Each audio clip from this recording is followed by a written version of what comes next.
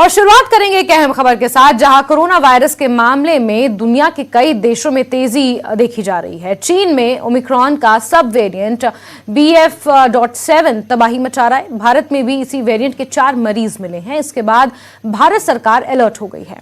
Corona संकट पर Indian medical association ने एडवाइजरी भी जारी की है, जिसमें इंडियन मेडिकल एसोसिएशन ने कहा है कि सार्वजनिक जगहों पर मास्क पहनना जरूरी है, सोशल डिस्टेंसिंग बनाए रखना जरूरी है, सैनिटाइजर और साबुन से हाथ धोना जरूरी है, राजनीतिक और सामाजिक बैठकों में जाने से बचना चाहिए, अंतर्राष्ट्रीय यात्रा करने से बचना चाहिए। अगर बुखार, गले में खराश, खांसी या लूज मोशन इत्यादि जैसी समस्या से पीड़ित हैं तो डॉक्टर के पास जाएं। जितनी जल्दी हो सके कोविड वैक्सीनेशन करा लें, जिसमें प्रिकॉशनरी डोज भी शामिल है।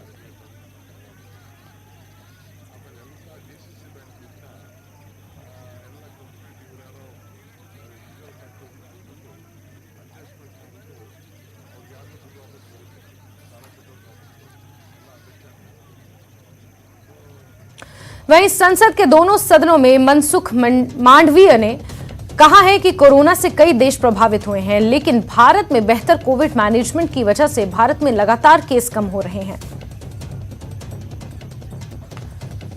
मैं सदन में एक स्टेटमेंट देना चाहता हूं। कोविड महामारी आज तक दुनिया के स्वास्थ्य और आजीविका को प्रभावित कर रही है। पिछले 3 वर्षों में वायरस की निरंतर बदलती प्रकृति ने वैश्विक स्वास्थ्य के लिए एक खतरा पैदा कर दिया है, जिसने लगभग हर देश को प्रभावित किया है। पिछले कई दिनों से पूरी दुनिया में कोविड-19 के केसों में वृद्धि दर्ज की जा रही है, लेकिन पिछले 1 साल में भारत में कोविड केसों में सतत कमी दर्ज होती रही है।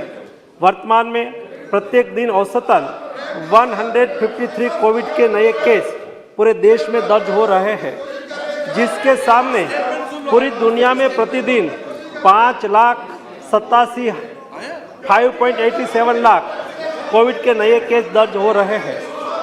Japan, South Korea, USA, France, Greece, Italy जैसे देशों में कोविड-19 के केसों में और कोविड से मृत्यु की संख्या में सतत वृद्धि देखी जा रही है। पिछले कई दिनों से मीडिया में भी चीन में बड़ी तादाद में कोविड के केस और कोविड मृत्यु की खबरें छप रही है।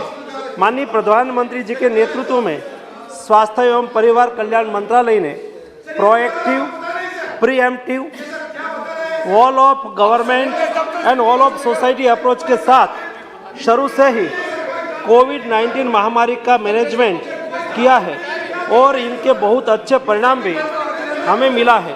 तकनीकी सहायता के अलावा भारत सरकार ने नेशनल हेल्थ मिशन, राज्य आपदा प्रतिक्रिया कोष, इमरजेंसी कोविड रिस्पांस पैकेज और प्रधानमंत्री Ayushman Bharat health infrastructure mission के इत्यादि से राज्यों को वित्तीय सहायता प्रदान करके राज्यों को कोविड के खिलाफ लड़ाई के उनके प्रयासों में लगातार सहायता प्रदान की है। केंद्र सरकार और राज्य सरकार ने साथ मिलकर 220.2 यानी कि 220 करोड़ कोविड वैक्सीन के टीके लगाकर कीर्तिमान स्थापित किया है, जिसमें पात्रता वाले 90% आबादी को दोनों टीके लग चुके हैं और 22.35 करोड़ आबादी को प्रिकॉशन डोज भी दिया जा चुका है। कोविड-19 के नियमन में चल रहे लगातार प्रयत्नों के अंतर्गत और विश्व में बढ़ रहे कोविड के केसों को देखते हुए केंद्रीय स्वास्थ्य मंत्रालय वैश्विक स्थिति पर नज़र रख रहा है। कोविड-19 के बदलते वेरिएंट से सार्वजनिक स्वास्थ्य के सामने जो चुनौतियां पैदा हो रही है, उस पर सरकार लगातार कदम उठा रही है। राज्यों को भी स्थानीय स्तर पर सामुदायिक निगरानी बढ़ाने के लिए और कोविड को नियंत्रित करने के लिए सलाह दी जा रही है। राज्यों को जीनोम सीक्वेंसिंग बढ़ाकर सभी पॉजिटिव केसों का जीनोम सीक्वेंसिंग करने की सलाह दी गई है, जिससे अगर देश में कोई नया वेरिएंट आता है तो समय से उनकी पहचान कर सार्वजनिक स्वास्थ्य के लिए कदम उठाया जा सके। आने वाले त्योहार और नए साल को ध्यान में रखते हुए राज्यों को सतर्क रहकर लोगों का मास्क पहनना, हैंड सैनिटाइजर करना, रिस्पायरेटरी हाइजीन का ख्याल रखना और सामाजिक दूरी बनाए रखने की जागरूकता लानी चाहिए। राज्यों को कोविड वैक्सीन की प्रिकॉशन डोज बढ़ाने पर और लोगों को प्रिकॉशन डोज की अहमियत के प्रति जागरूकता लाने के लिए भी कदम उठाना चाहिए। अंतर्राष्ट्रीय हवाई अड्डे पर विदेश से आने वाले हवाई यात्रियों के 2% कोविड RT-PCR रैंडम सैंपलिंग भी आज शुरू कर दी गई है। माननीय प्रधानमंत्री श्री मोदी जी के समर्थ नेतृत्व में भारत पहले से ही अमल में test, track, treat, vaccination, COVID appropriate behaviour का पालन नीति के साथ कोविड मैनेजमेंट कर रहा है, उसे आगे भी चालू रखेंगे। इस वैश्विक महामारी के नियंत्रण के लिए हम संकल्पित हैं और इसके लिए सभी आवश्यक कदम उठाए जा रहे हैं। मैं सदन के सभी साथियों से सरकार के इन प्रयासों में सहयोग चाहता हूं।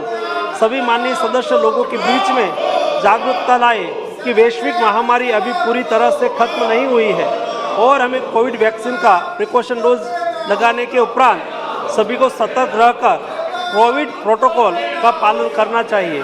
हमारा दुश्मन कोविड वायरस समय समय पर अपना स्वरूप बदल रहा है और हमें एक साथ मिलकर दृढ़ संकल्प के साथ उसके खिलाफ अपनी सामूहिक लड़ाई जारी रखने की लगातार जरूरत है। पड़ोसी देश चीन में कोरोना विस्फोट के खतरे के